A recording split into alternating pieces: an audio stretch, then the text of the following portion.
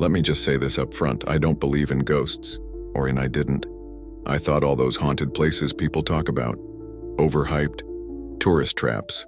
You know, just stories meant to get clicks, sell tickets, whatever. But the night I stayed at the Myrtles Plantation in St. Francisville, Louisiana, it wasn't just creepy. It was something else entirely. Something followed me home. And whatever it is, it hasn't left. Not even now, a year later.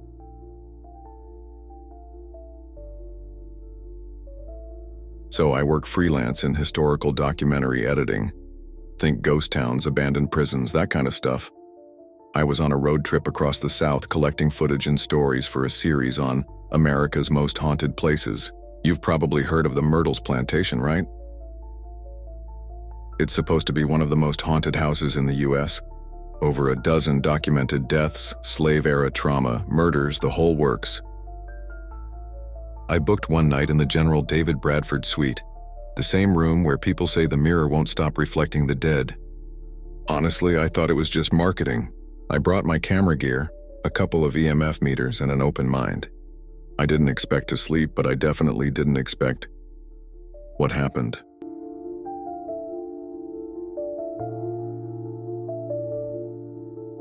So, I checked in that afternoon around, I don't know, maybe 4 or 5 p.m. It was hot. That kind of Louisiana heat that sticks to your skin like syrup. Humid, quiet, everything heavy. Even the air felt old. The woman at the front desk, she had this strange energy about her. Polite, but like she didn't want to say too much. She gave me the key, this big old-fashioned brass one, not a card, and said, "You'll be in the Bradford suite."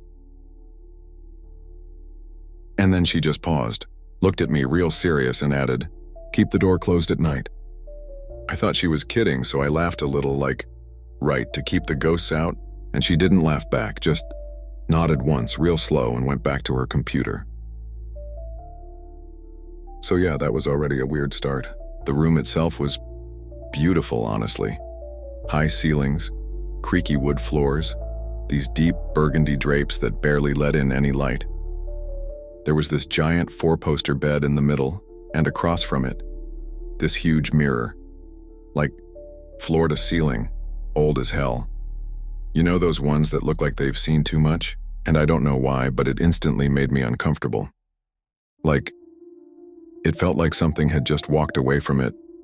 It still had that kind of, residual energy. I don't know how else to say it. It felt like I'd walked into someone else's room, and they were still standing just out of sight. Anyway, I unpacked, set up my camera gear, started shooting some basic footage. Just pans of the hallway, close-ups of the furniture, me walking through the plantation house whispering little facts into the mic for editing later. That's when I started hearing footsteps. And not like old house creaking footsteps, I mean deliberate ones. Tap, tap, tap. At first I thought it was another guest, maybe someone upstairs. But when I stepped out into the hallway, it was dead silent. Not even a breeze. Just this thick, unnatural stillness, like the whole building was holding its breath. I went back in, closed the door behind me, tried to shake it off. Then, something weirder happened. I sat on the bed to start dumping footage onto my laptop, and I heard this soft creak. You know that sound an old doorknob makes when someone slowly turns it? That sound. I froze. The doorknob, my door's doorknob, was turning on its own, like full-on twisting, slow, purposeful, and then the door creaked open about 4 inches. I just sat there staring at it, waiting for someone to appear. A person, a prank, something, but there was nothing, just darkness in the hallway beyond it. So I stood up, walked to the door, looked out. No one.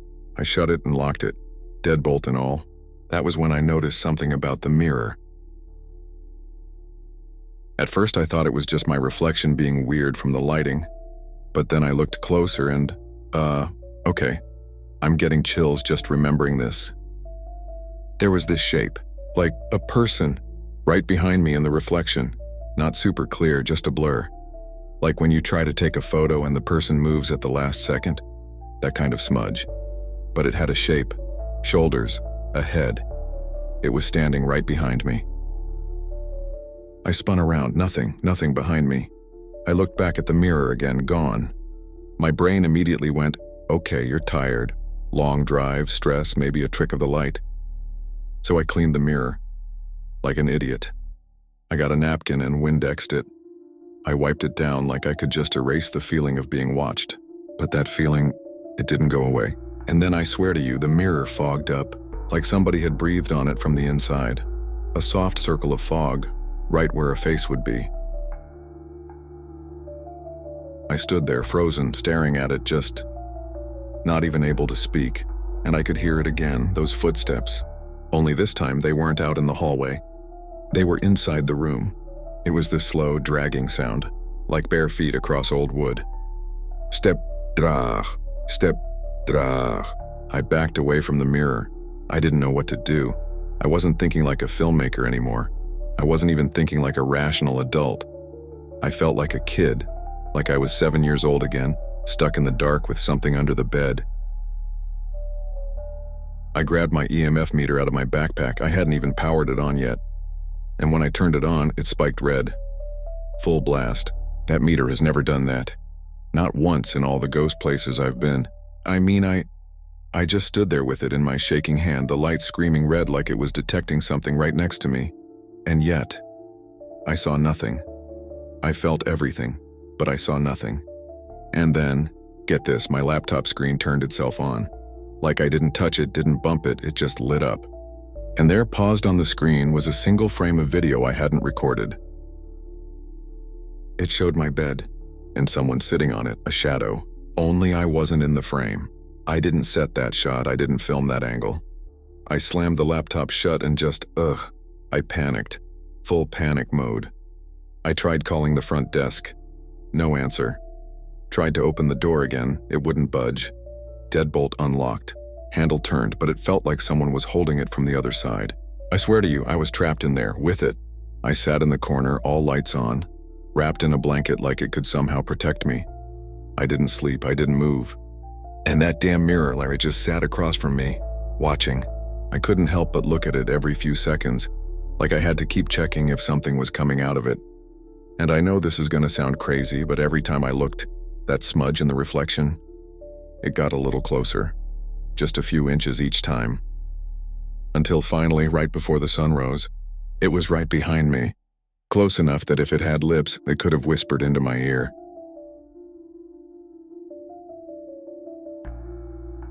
So yeah, I didn't sleep that night, not a second. I just sat there in the corner of that damn room like some terrified kid. Knees up, blanket around me, watching the mirror with every ounce of my attention. And you know the weirdest part? The moment the sky started to lighten, just barely turning blue outside, the air in the room changed. Like it didn't feel heavy anymore. It was like whatever was in there with me left. That gave me just enough courage, or maybe just desperation, to grab my bag, stuff my camera and laptop inside, and get the hell out of that room. I didn't even brush my teeth. I ran into the hall, half expecting something to pull me back in by the ankle or slam the door behind me, or hell, I don't know, just something. But as nothing happened, it was quiet again. Too quiet. So I went out to the front desk, which was still empty. No staff, no guests. It was like the whole place had emptied out sometime in the night. Which would have been fine, except that when I got outside, my car door was already open. Yeah, I froze, because okay, I know I locked it. I'm obsessive about locking my car, especially when I'm carrying thousands of dollars of camera gear. But the driver's side door was just standing open like someone had gone through it. And for a second, just a second, I thought maybe it was me. Like maybe I was so shaken I forgot, but nah. Because when I got in, the rearview mirror was tilted straight down, and on the seat, my camera turned on. Now listen, I didn't leave it on. The battery wouldn't even last that long, but it was on, and recording, so I played back the last clip. And I swear to you, my hands were shaking so bad I could barely hold it. It was a shot of the inside of the Bradford suite. Same angle I saw the night before, the bed, the mirror.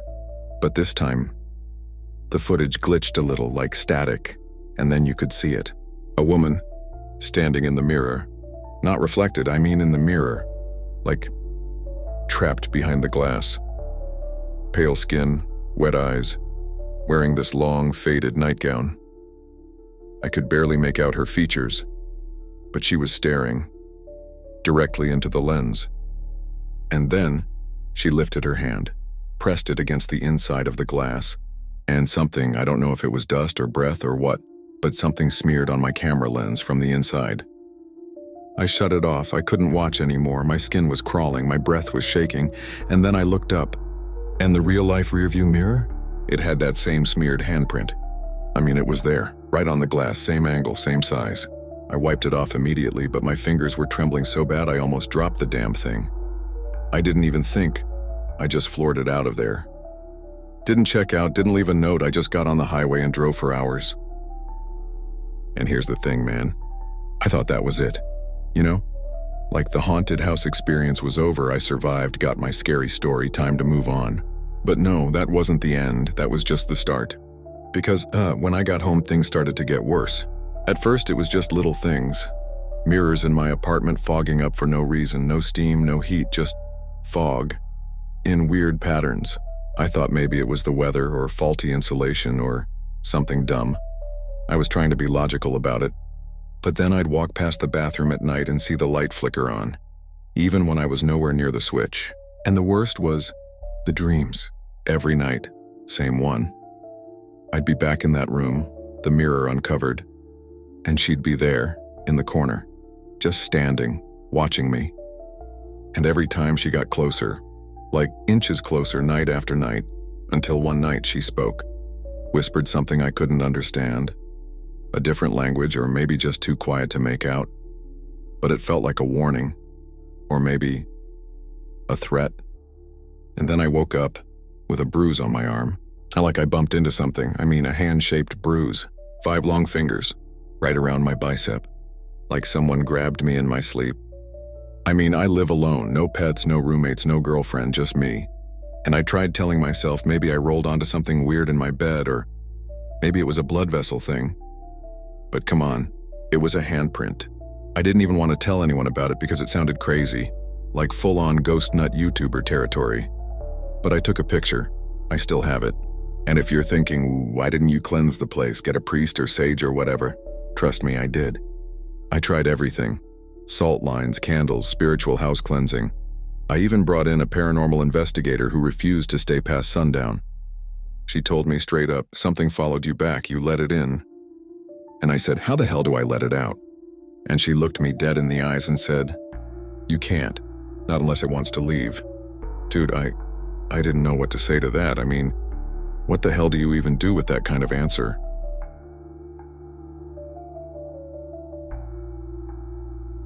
Okay, so yeah, after the investigator told me that, you can't make it leave unless it wants to, I kinda shut down. Like something broke inside me. I stopped sleeping. For real this time. Not just bad sleep, like zero sleep. Every time I closed my eyes, I'd feel her. Not dream, not imagine, feel. Like the air would get cold. My spine would tighten, my ears would start ringing. You ever get that pressure in your head like when you're about to pass out? That kind of crushing silence before something explodes? It was like that every single night. I started taping up every mirror in my apartment. Bathroom mirror, closet door, microwave, my car's rear view. I even unplugged my smart TV, just because I didn't want to see reflections anymore. I was done with mirrors. Done. But, one night, I guess it was like maybe a week after I got back from Myrtles, I forgot to cover the bathroom mirror. It was around 3 a.m. I'd been trying to fall asleep on the couch, still wide awake, heart pounding for no reason, and I don't know, I guess I needed water. Or maybe I just wanted to feel like I could walk around my own apartment without being terrified. So I go into the bathroom, lights off, and I see it. Her. She's in the mirror, full-bodied now, not a blur, not a smudge. She's standing behind me inside the mirror, and she's smiling. But it's not like a warm smile. It's this slow, crooked, knowing smile, like she's been waiting, like she knows I'm broken now, like I let her in the first time. And this time, she's stepping forward, and then I hear it, like, not in the mirror, but behind me in the room.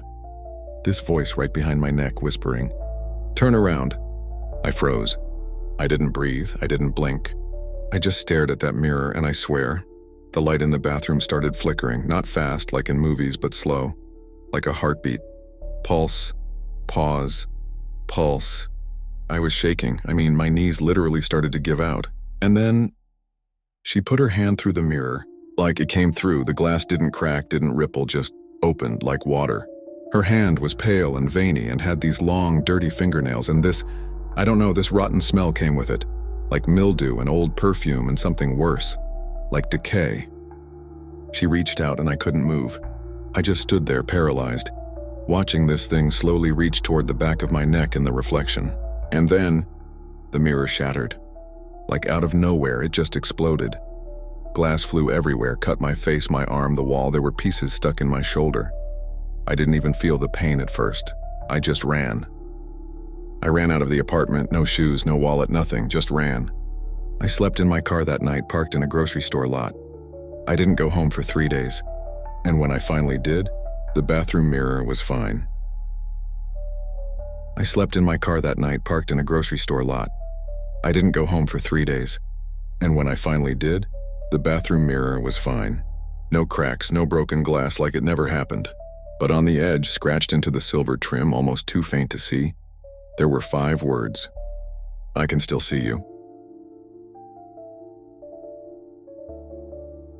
I moved. I left the apartment 2 weeks later, broke my lease, paid the fees, didn't even try to get my deposit back. I just couldn't stay. The mirrors, the noises, the dreams. Even with them covered, she'd still show up in reflections I didn't expect. Shadows in my phone screen, my laptop when it was off, the metal toaster once. No joke. And every time she was closer, like I was wearing her down. Or maybe the other way around. I started seeing a therapist, not for ghosts, just, anxiety, paranoia, insomnia. I didn't tell him everything, just the symptoms. But deep down, I knew this wasn't something therapy could fix. Whatever I brought back from that plantation wasn't just haunting me. It was attached to me. I threw out the camera. Literally, smashed it to pieces and dumped it in separate trash bins across 3 neighborhoods. Didn't matter. I started hearing her voice through my phone, like faintly under my voicemail recordings. Or the static between songs. Just little whispers, almost musical. And look, I know how this sounds. I sound nuts, I do. But the thing is, this doesn't feel like a story. It doesn't feel like something I survived. It feels like something I started. And every night, still even now, I feel her watching. Not all the time, but just when I let my guard down. And here's the part that really gets me. Sometimes when I wake up in the middle of the night and the room's too still, I'll check the mirror I forgot to cover, and there she is, smiling behind me, waiting. Like she's patient. Like she knows the next time I blink, she's stepping out. If you're still watching this, thank you.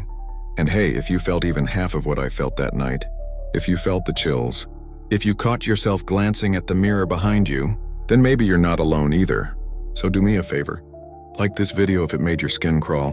Comment below and tell me, would you ever spend a night at the Myrtles Plantation? And if you want more real stories like this one, stories that crawl under your skin and don't let go, subscribe to the channel. I post every week. And trust me, the next one's even worse. Just be careful what you watch before bed. Some things, they watch back.